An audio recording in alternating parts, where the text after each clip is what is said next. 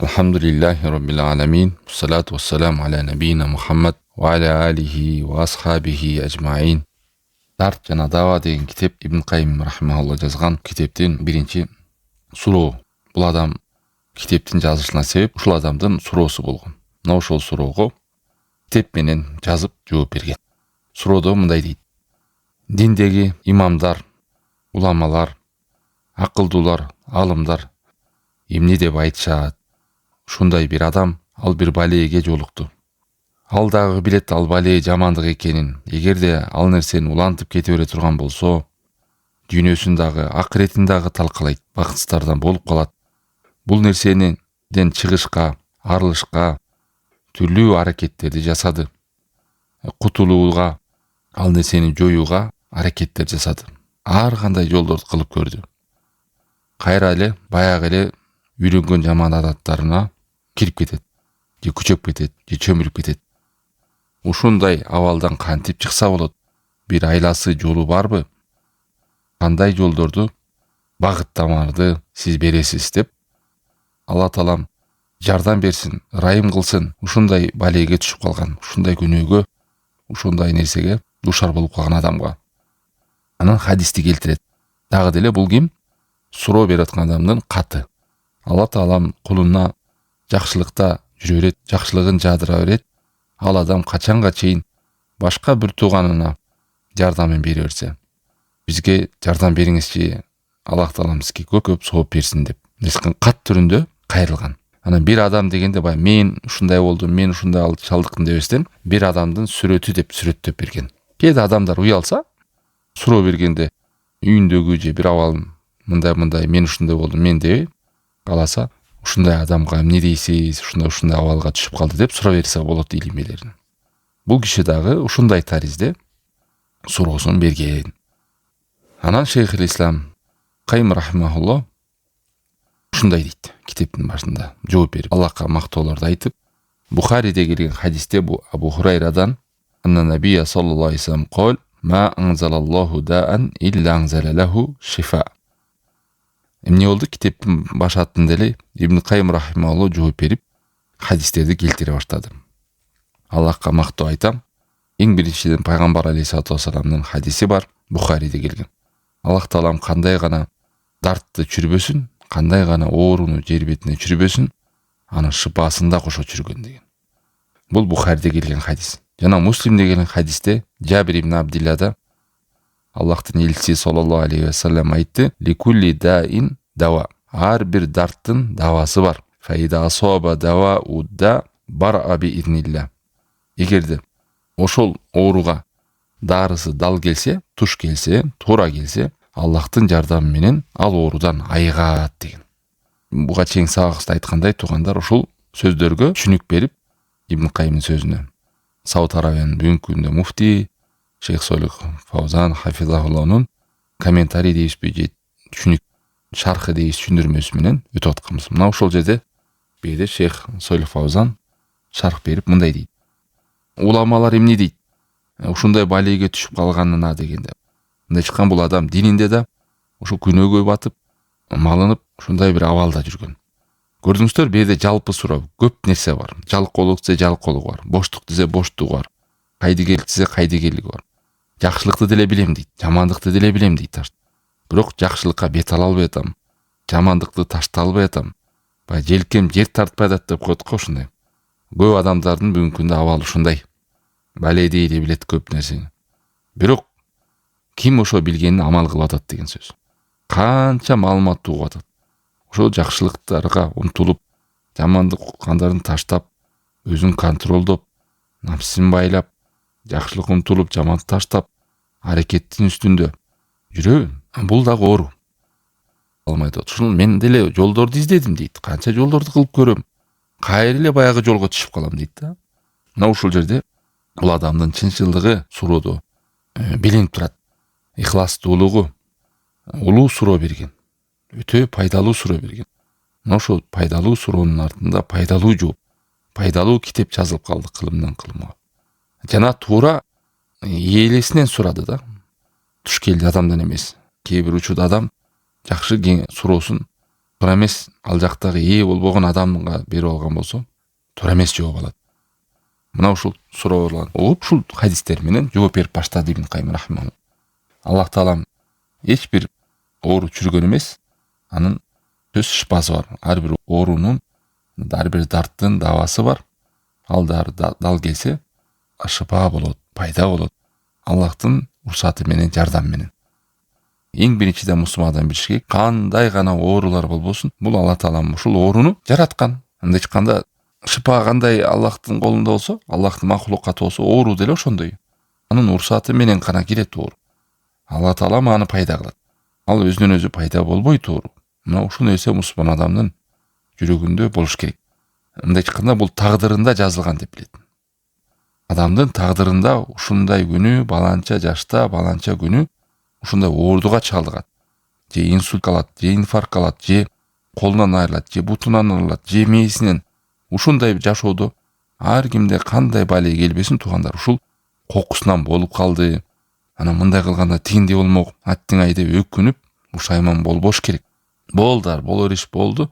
Адамдын тагдырына жазылган, Алла таалам аны жараткан, ошентип сыноо кылды Алла таалам. Кадимки жана бирөөгө жакшылыкты берип сынагандай, бирөөнү алып сынайт. Мына ушул нерсени адам эң биринчиден жүрөккө туюш керек.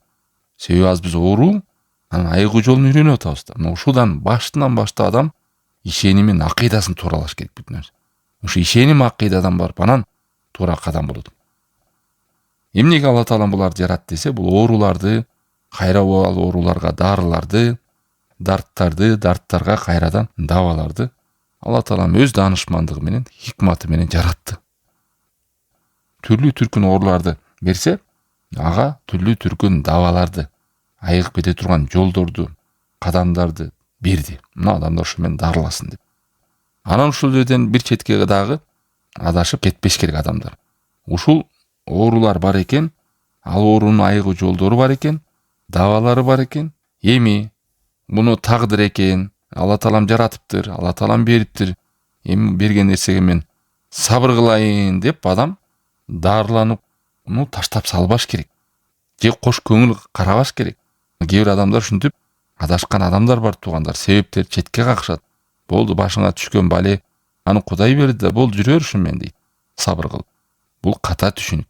Тагдыр экен, жашоо экен, ушул экен деп коюп, себептерди албай коюу, дарыланбай коюу, өзүн таштап салуу, дарыларды издебей коюу, бул шыпаны издебей коюу. Мусулман адам Аллахтан жүрөгү менен ошо тагдыр экенин билип, ошону жазган экен, анын давасы бар экен деп, анан издеп, Аллахтын жардамы менен, уруксаты менен айыгам деген жакшы ойдо болуш. Буда немеге окшоштук бар? Шайтанга ээрчиген кээ бир мушриктер күнөөнү Кудайга шылтаган. Не деген? Эми күнөөгө түшкөндү деле Кудай жазды да. Тагдыр да бул деле. Эми Аллах таалам ушул күнөөнү мага ыраа көрүптүр. Эмне кылам эми? Жүрө берейин. Башка салган ушул тагдырым экен да депчи. Ошондой окшоштук бар бул жерде. Күнөөңдү да тагдырга шылтаба. Ошо шалакылыгыңды да тагдырга шылтаба.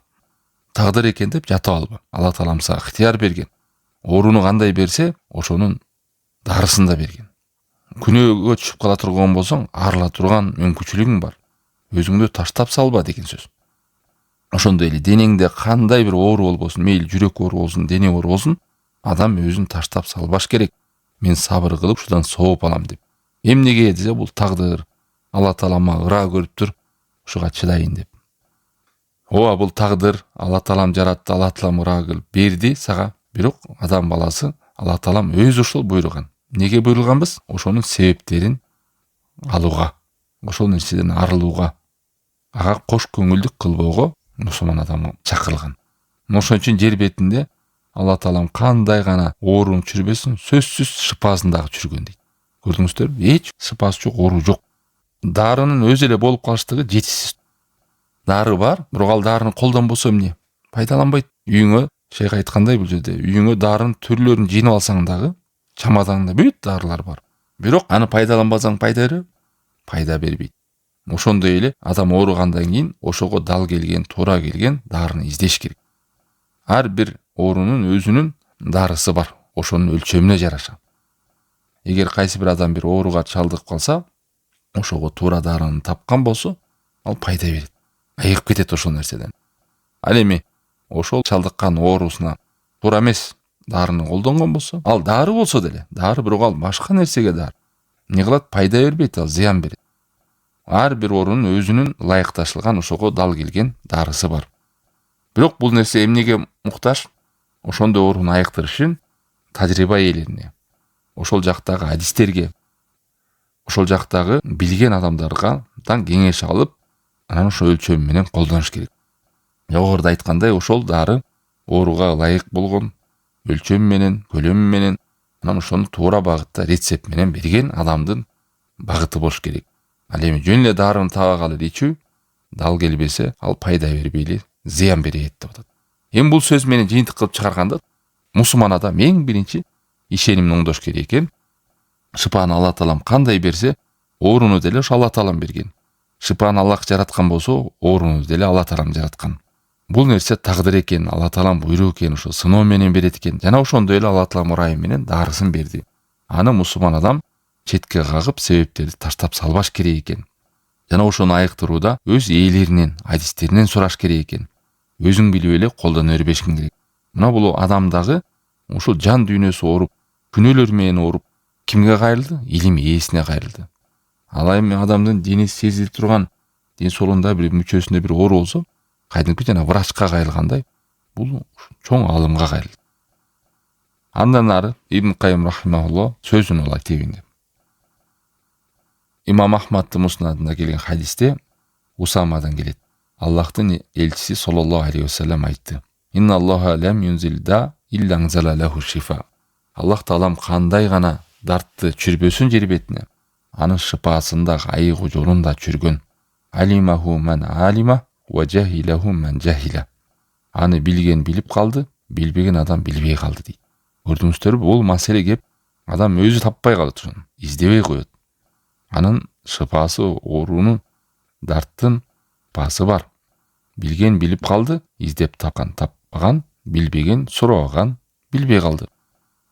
Дагы бир хадисте башкача түрүндө да айтат.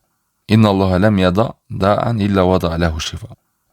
Алла Таалам кандай гана ооруну койбосун, сөзсүз шыпасын да койгон, дарысын да койгон. Бир эле ооруну койгон, анын дарысы жок деген. Уал харам, ма хуа ал харам. Харам деген адам жана картайып, улгайып калат го, болду. Бели бекчейип, көз чекчейип, картайып калган. Мына ушунун дарысы жок деген. Жүзгө чыгып калган адам кантип? Ал карлык болду деген сөз да. Мунун бардыгы шейх айтат, кандай гана оору дегенде мейли жүрөк оору болбосун, жан оору болбосун, денедеги оору болбосун, бардыгынын шыпасы бар. Жана көз тиген деле оорусу бар, сыйкырчылыгын деле айыктырат, бүттүгүнүн дарысы бар. Денедеги оору, дене, жүрөк, жан, бардыгынын эмнеси бар экен? Дарылар бар экен. Пайгамбар алейхиссалату вассалам оору катары караңгылыкты, түркөйлүктү, сабатсыздыкты, үйрөнбөөнү да эмне деген? Оору деген. Адам дининде да жакшылыкты үйрөнбөсө, жамандыкты үйрөнбөсө, оолак болуш үчүн, жакшылыкты үйрөнбөсө, жакындаш үчүн, аткарыш үчүн. Бул дагы адамда оору деп саналат. Пайгамбар алейхиссалату вассалам муну да оору деген. Эсетиңиздер, караңгылык, түркөйлүк, сабатсыздык, үйрөнбөгөндүк, бул дагы оору. Анын даавасын, айыгуу жолун эмне деген? Алымдар. Алымдардан суроо деген. Диниңизде, жашооңузда бир нерсеге кептелип калдыңыз, башыңыз маң. Кандай кылышты билбей атасыз. 5 болсоң, болбосоң 15 деп, туура болсо туура болбосо деле кадам шилтеп ишти жасай бербеш керек. Ошонун оң солун, туура жолун илим ээлеринен сурап, кеңеш алып анан иш кылыңыз. Абу Давудта келген Жабир ибн Абдилла кабарлайт. Күндөрдүн биринде ушул сахабалар бир тобу сапарга чыгып калдык. Анан арабыздан бирөө башын жарып алды дейт. Башын жарып алды. Ичкана башы канап, жарадар болуп калды. Анан ал жерде түнөштү. Анан ошол жерде таңгамалы башын жарып алган адам, бизде бай кыргызча айтып коет го, гусул болуп калды дейт да. Чүркөп эртең менен турайын десе, гусул алышка душар болот. Чүркөп калды. Анан ал адам сурайт жана жанындагылардан: "Эй, силер кандай дейсиңер? Мен ушу башым азыр канып атат, мына жарадар.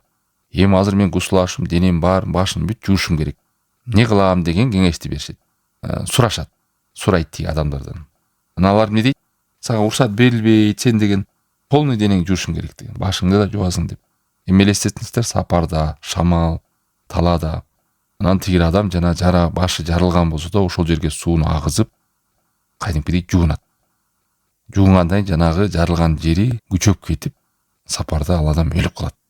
Элестетиңиздер, жана жери гусул алгандан күчөп өлүп калат. Анан бул кабарды пайгамбар алейхиссалату вассаламга айтып барышат.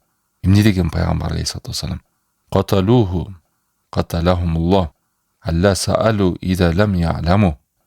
Алар өлтүрүп салган турбайбы деди. Көрдүңүздөрбү? Ал өлдү деген жок, өлтүрүп салышты деди. Туура эмес багыт берип, билбей эле жооп берип коюп, билбегендейин сурашпайбы деди. Аллах таалам аларды азапка салып коет го дегендей пайгамбар алейхиссалам ката айтты да. Неге билбей туруп жооп беришет? Билбегендейин сурашпайбы деп. Өлтүрүп салды го адамды деди. Билбестиктин жообу шыпасы суроого деген. Эмне деди пайгамбар алейхиссалату вассалам? Ал нерсеге жөн эле таямал кылбайт беле, кургак тарата эле албайт беле деди. Же болбосо ошол жарадар болгон жерине бир чүпүрөк менен байлап коюп, башка жерин жууп, ал жерин кургак эле сүртүп койсо болот го деди. Мисалы, билесиздер, кайрын тистерди канап кетип, жанагы бинт менен ороп коет, лейкопластин, анан аны суу менен кылса күчөп кетет. Дараталууда же гусул алууда ошондой коркунуч болсо эмне кыласыз? Ал жерди жуубайсыз. Башка жериңизди жуасыз дагы, дарата ал жерге жөн эле макс тартып коесуз. Мына ушул нерсени бул адамдар билген эмес. Жок, гусул деген бар да, түшүркөсөң, гусул болуп калсаң, гусул алышың керек деди талада. Анан жуунду калчылдап, башын жууду шалпылдатып суу менен. Анан өлдү. Аны кимдер багыт берди? Жана жанындагы жан жөкөр, билбестиктен. Мына пайгамбар алейхиссалату вассалам кабар берди. Бул жахилдик, билбестик, караңгылык, бул дагы оору деди. Эми ушул оорудан айыгуунун жолу суроо эле деди. Сурап билиш керек эле деди. Окод ахбара субханаху анил Кур'ан аннаху шифа. Аллах таалам Кур'анда кабар берген. Бул Кур'ан шифа деп. Эмне деп? Кул хуа лилладина аману худа ва шифа. Фуссилат сүрөсү 44-аят. Мухаммад айткан иман келтиргендерге. Бул Кур'ан хидаят жана шифа деген. Исра сүрөсү 82-аят. Ва нуназзилу минал Кур'ани ма хуа шифа ва рахма лил муъминин. Кур'андан биз райымды, Кур'андан биз түшүрөбүз. Шифа, райымдуулук кимдерге? Момундарга дейт. Лил муъминин. Ушул аятта Кур'андан түшүрөбүз дегенде, значит, Кур'андын кээ бир аяттары гана шифа деген маанини түшүндүрбөйт дейт Ибн Кайым. Кур'андын баары шифа дейт. Кээ бир эмес, баары шифа. Кайсы аят болбосун, кайсы сүрө болбосун, Кур'ан толугу менен адамга шифа. Ал жүрөктөргө болгон шифа. Жана ошондой эле шектерге болгон, күмөндөргө болгон бүт нерсеге шифа. Субханалла, сөзүнүн аягында Ибн Кайым ушул жерде карасаңыздар, эмне дейт? Улук Аллах таалам асмандан жерге мындай деңгээлде шифаны түшүргөн эмес дейт. Кандай десе, ушунчалык пайдалуу, улуу, бардык жагынан кантаган, ошол ооруну түп тамыры менен жок кылып сала турган Курандан өткөн улуу шифаны түшүргөн эмес дейт. Субханалла, болгондо бердим, кийинкилерде айтабыз алдыда. Ошо адамдардын мамилесине жараша Куранда шифа чыгат да. Ишенимине жараша. Дем салганда ошону колдонгонуна жараша, адамдын түпкү ичинде ихласына жараша. Дем салган адам дагы, салдырган адамдын экөөнүн мамилеси, Куранга болгон мамилесинин дагы таасири бар шифанын келишине, шифанын болушуна. Алар жогоруда эскерүү. Ушул жерде Ибн Кайым рахималлахын сөзү бүттү. Эми Шейх Фавзан түшүндүрмөсү жогоруда айтылып которуп берген нерсеге. Кандай гана оору чүрүп, ошол ооруну билген адам билип калат, билбеген адам билбей калат дебедикпи? Мына ушул башка да бир хадистерде ушу толуктанып айткан. Мындайча айтканда көрдүңүздөрбү? Адамдардын түшүнүгү, адамдардын ошол бир маалыматты кабыл алуусу бирдей болбойт экен. Ар кими ар кандай түшүнүктө болот. Ошол дарыныга да, жетүүгө дагы адамдардын идиреги ар башка. Бирөөгө изилдеп ошо дарыны табат. Бирөө өзүн жалкоолоп таштап салат. Бирөө ошол дарын тапса да убагында ичпейт.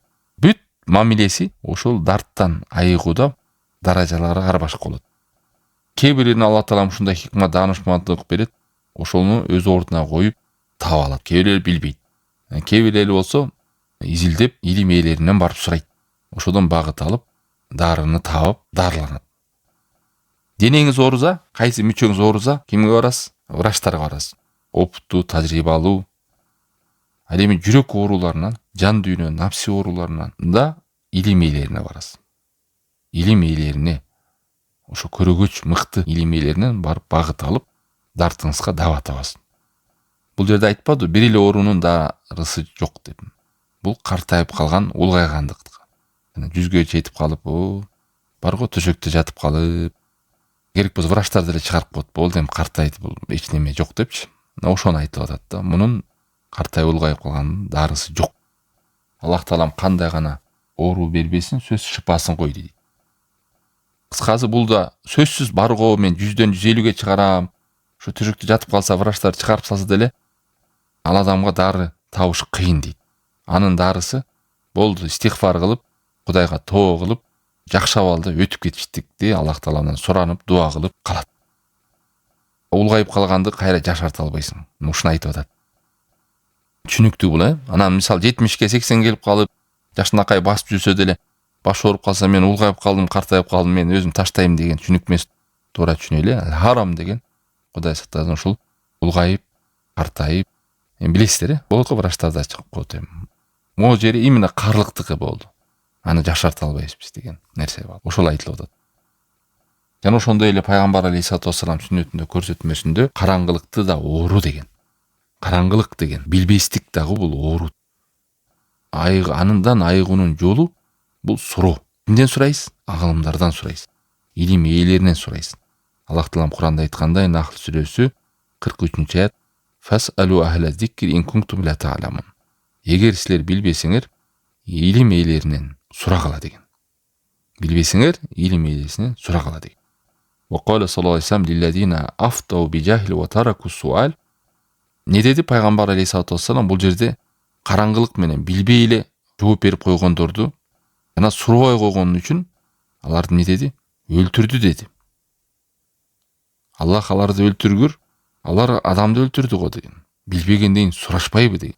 Билбестиктин бул дарттын дабасы суроо го деген. Ошондуктан адам илим ээсинен сураш керек, тартынып койбош керек, таштап койбош керек. Муну билүүгө муктаж деле эмесмин деп, мындай оюна келсе деле, жеңил карап, кош көңүлдүк менен ишти жасай бербеш керек. Көп адамдар билбей эле ишти жасай берет. Ал кээде ойлойт, мен муну билем эле окшойт. Мындай бир карап, окшошуп калса эле жасай берет. Өзүнө да зыян берет, башкага да зыян берет. Бул хадисте ачыкталып турат, кимде ким билбей эле бирөөгө жооп бере турган болсо, ал байкуш сенен келип сураган, багыт алган адамга пайда бербей эле сен зыян бересиң. Билбей жооп берип атасың. Мына бул адамдарда биз да билбейбиз деп сураш керек эле да. Жүгүнү бер, жүгүнүшүң керек да сен деди. Ошентип бүгүнкү күндө да кээ бир адамдар билбей эле фатва берип, канча адамдардын жана простатит кылып, дук тийгизип, бөйрөгүнө, тиягына ар кандай кылып, кээ бир абалдарда сурабай эле жеге эле өздөрү эле бир жасай берет. Себеби жанагы ооруп жарылган жери кан болуп, эти көрүнүп турган жерине эмне сууну куйду, шамал, күн болсо суук. Ал жер эмне ырбап кетти да, күчөп кетти да, шишип кетти. Ириңдеп күчөп не болду, адам өлүп калды.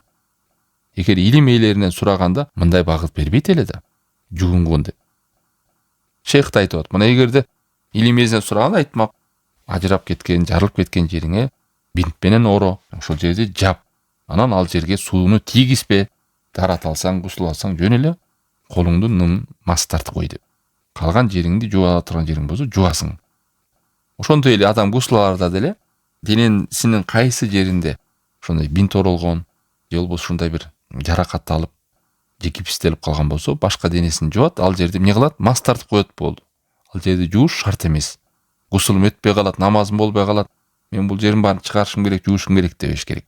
Билбесең сураш керек илимес. Эмне кылам, кантип тарата алам? Ушундай болуп атат.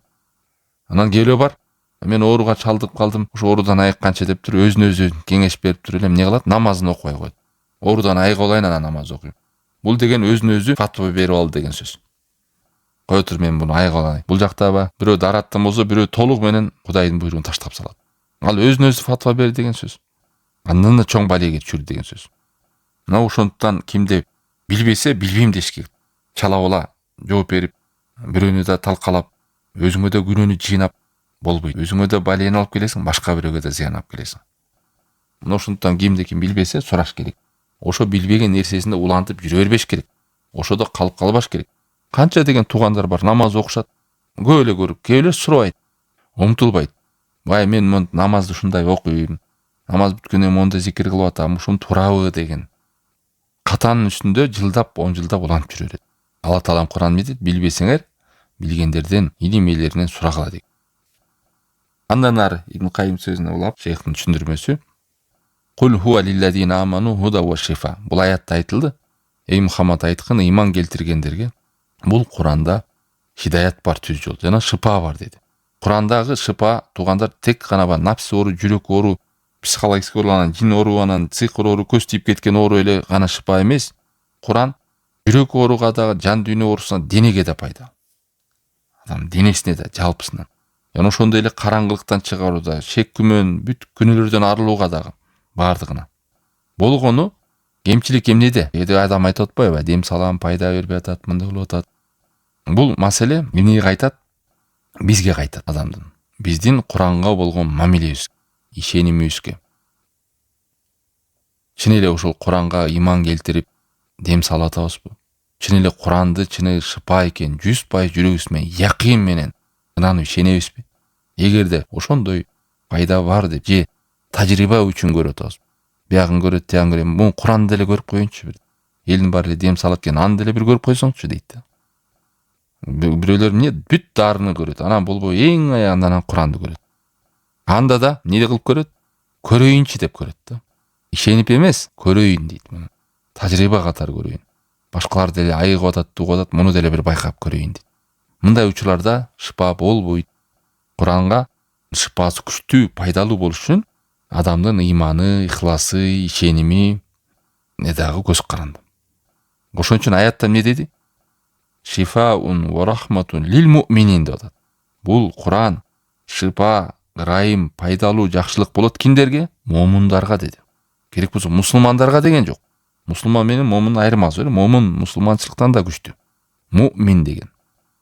Ал эми ыйман келтирбеген адамга пайда бербейт. Балким ал Курандагы аяттарды угуу менен шылдыңдап, эми ушуга антип болсун, бул акылыма сыйбайт, биякта отуруп, андан да катуу адашат. Ар бир аятты четке кагып берип, муну шылдыңдап, бул аятка сынап, муну кантип акылга сыйсын деп айтып отуруп, эмне кылат? Жамандыгы жамандыкка кошулуп күчөй берет. Ошон үчүн адамдын ыйманы канчалык деңгээлде өскөн сайын, Куранга мамилеси өзгөргөн сайын, ыхласы, якыны, ошонун шифа экенин билиши, мамилеси Куранды себеп катары алышы, ошого жараша Куран шифа болот. Жакында бирөөгө ушинтип эм салып койбойлубузке деп айтсам, салсаң салып деле койчу дейт. Дейт да бир адам. Менде бол анан салып, ошол адам дейт, салсаң салып деле кой, аны деле көрүп коелчу дейт да. Бирок ал адамдын немеси айтып атат да, башка бир өзүнүн ишенген немеси башка экенин. Ошондойлорго таасири аз болот Куранын. Субханалла. Анан бул жерде айтып атат, Ибн Кайым сөзүнө түшүндүрмө. Курандын кээ бир эле аяттары шифа дегендер адашкандар. Туура эмес түшүнүк ал. Курандын бардыгы шифа. Фатиханы окуйбу, Аятыл Курсини окуйбу, Бакараны окуйбу, Ихлас, Фалак, Насты окуйбу. Болгондо бул тажрыйбага кайт. Кээ айтат, мына монда окусам, аябай таасири чоң экен, мындай экен деп. Жалпысынан Курандагы аяттардын бардыгы шифа болуп саналат. Именно ушул гана аят шифа деп айткан акыс жок эчким. Же ушул сүрө гана шифа депчи. Курандын жалпы өзү ва нуназзилу минал Куран. Курандан биз шифаны түшүрөбүз, хидаят түшүрөбүз деген. Курандын бир бөлүктөрүнөн дегенди кээ бирөө түшүнүп алыптыр да. Жок, бөлүктөрүнөн эмес, Куран толугу менен шифа. Автор да айтат, чындыгында Куран бардыгы шифа деп. Аятта айткандай. Кул хуа лиллазина аману худа ва шифа. Айткан, ыйман келтиргендерге бул хидаят жана шифа деген. Айткан жок Курандан деген жок да. Куран өзү деп айтат. Бул деген мааниси Куран өзү толугу менен. Андан ары сөзүнүн аянда эмне деди? Асмандан Алла Таала эч бир нерсени түшүрбөдү, энен толук күчтүү, өтө пайдалуу бир ооруну жок кылууга Курандан башка деген. Мындайча Куран эң күчтүү. Болгону адамдардын кайдыгерлиги, боштугу, ошо якынынын алыстыгынан Курандын шифалы пайда экени дагы алсырап кете берет. Ар бир адамга ар башка таасир берет. Мисалы, эки адам зикир кылат. Эки башка айырмасы. Бир адам зикир кылып атат, маанисин билбейт. Экинчиси зикир кылат, маанисин билет. Айырма барбы? Аябай чоң. Эми бир адамды зикир кылат, маанисин да билет. Анан зикир кылып атканда, ошону айтып атканда дагы жүрөгү менен тили байланып аткан болот. А бирөө бар, маанисин билбейт, анан планда окуп атат. Субханалла, алхамдулилlah бар, оюн бар башка. Такыр эки башка таасир берет. Таасири эки башка. Мына кудум ушундай. Адамдын ыйманы, ихласы, ишеними, якыны Куран болгон эки адамдардын ар башка да. Мына ошого жараша кете берет. Негизинен асмандан түшкөн китептердин бардыгы мурунку убакта Инжил болсун, Забур болсун, Сухуф болсун, Тавра болсун, булар шыпа болгон, Алла Таала шыпа кылып берген. Эми бир китептердин баары бурмаланып жок болду. Торат, Инжил, Забур, Сухуф жок. Алардын баары. Бирок Куран негизинен салыштырганда эң акыркы китеп асмандан түшкөн. Анан эң улуу шыпа. Эң улуу кандай? Куран өзү улуу. Шыпа жагынан да булардан да көбүрөөк камтыган дейт иштихадында. Тавроттан да, Инжилден да, Забурдан да, Сухуфтан дагы улуу, пайдалуураак дейт. Шыпасы да. Ошол бул китепти Ибн Кайым рахимахуллах, Алла ыраазы болсун, ошол рецепттерин, жолун, багытын баарын эске алып кеткен. Муну окуп түшүнгөн адам алхамдулилlah билип калат, кантип мамиле кылыш керек, кантип дем салыш керек, дем салдырган адам кандай болуш керек, салдырып аткан адам кандай болуш керек, ишенимдери, түшүнүктөрү, якыны кандай болуш керек, мамилеси кандай болуш керек, канткенде шып болот, канткенде шып болбойт, канткенде таасир болот, канткенде таасири азаят. Мына ушул бул бөлүктө ушулга токтолот. Жана бир нече түрлөрүн эскерип, иншалла китепти окуган адам түшүнөт. Аллах Таалам баарыбызга тавфик ийгилик берсин. وصلى الله تعالى على خير خلقه وعلى آله وصحبه أجمعين. السلام عليكم ورحمة الله وبركاته.